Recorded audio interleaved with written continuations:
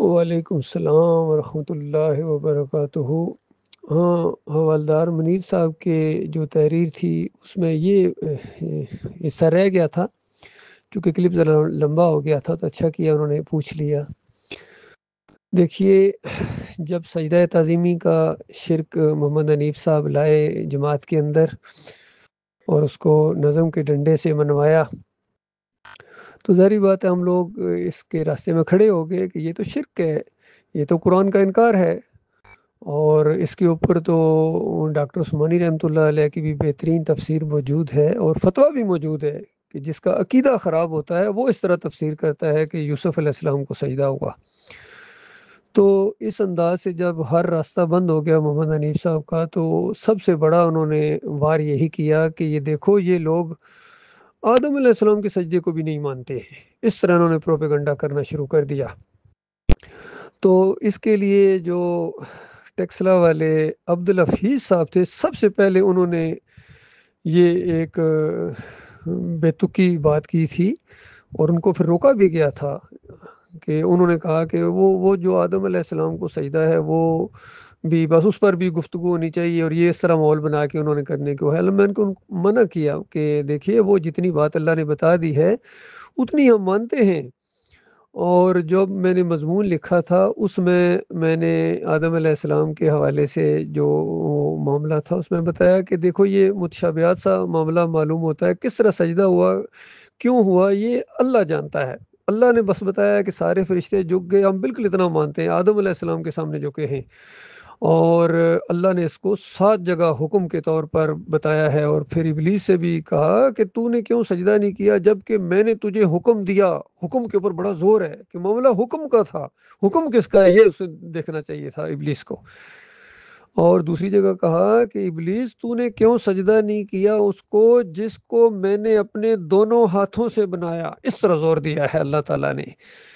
تو ابلیس بگڑ بیٹھا۔ تو اصل میں شیطان کا دورہ وار ہوا ہے اس معاملے میں۔ محمد حنیف کو اس طریقے سے اس نے گائل کیا کہ اس نے یوسف علیہ السلام کو سجدہ ماننا شروع کر دیا، اور کچھ دوسرے لوگوں کو اس طرح گائل کیا کہ انہوں نے جو ہوا سجدہ تھا ملائکہ نے کیا تھا اس کا بھی انکار کر دیا۔ تو اس طریقے سے عبدالحفیظ صاحب کو بہت ہم سمجھاتے رہے، اور وہ ان کے دماغ میں وہ چیز نہیں آئی بہرحال۔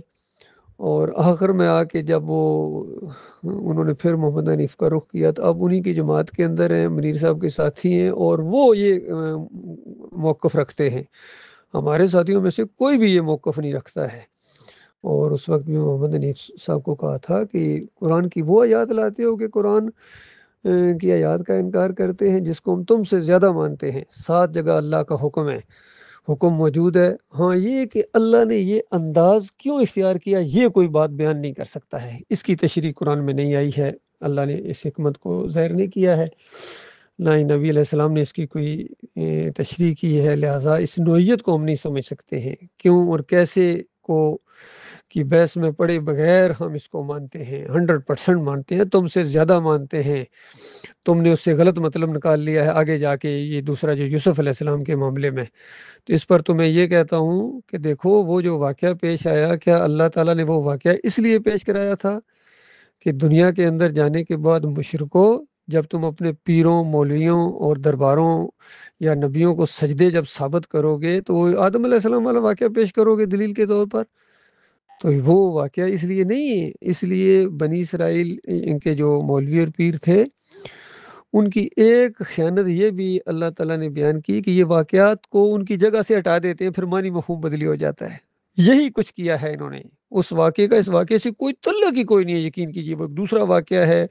اس کو وہاں لیا جائے گا،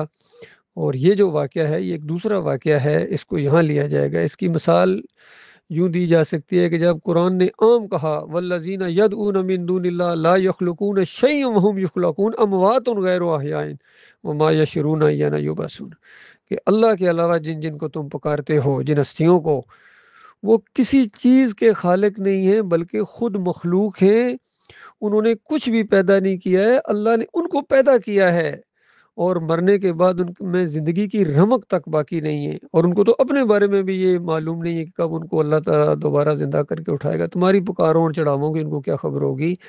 تو جب یہ بات اس طرح زور دیا کہ بیان کی جائے اور کوئی کہنا شروع کر دے سرفرا کہ اچھا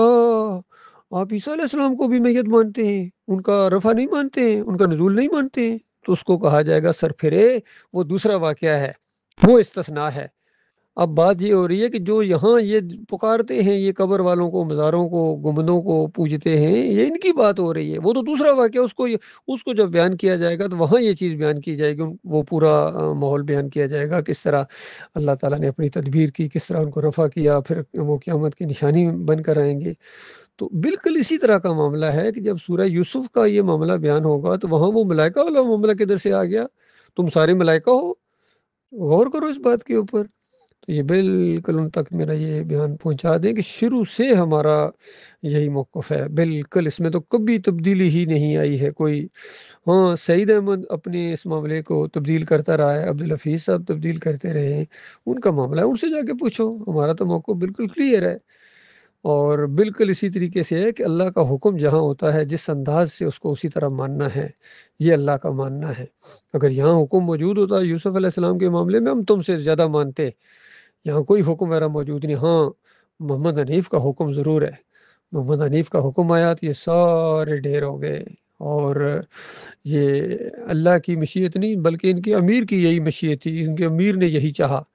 اور یہ سارا معاملہ ہو گیا، اور پھر یہ محمد حنیف اس پر راضی ہو گئے اور ساری جماعت اس پر راضی ہو گئی، تو یہ معاملہ ان کا۔